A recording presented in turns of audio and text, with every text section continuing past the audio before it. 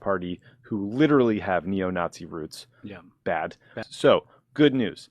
Sweden appointed its first ever female prime minister last week.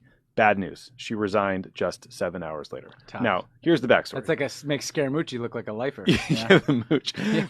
Magdalena Andersson from the center-left Social Democrat Party, she pulled together a coalition government that included members of the Socialist Left Party and the Green Party, and she became prime minister by a single vote. Interesting system under Swedish law, Ben. You only need a majority of MPs to not vote against you.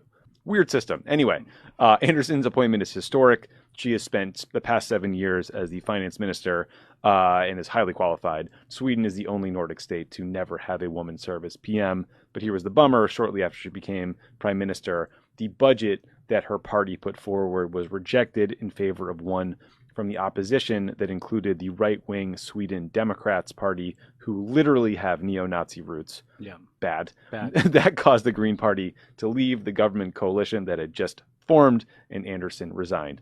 But another twist. On Monday, Andersson was reappointed as prime minister. She's now going to try to lead the government until the next set of elections in September. So, Ben, I realize that our two-party system has some real flaws, but maybe we're learning so does Sweden's 8-party parliamentary system. I don't know. That was my takeaway.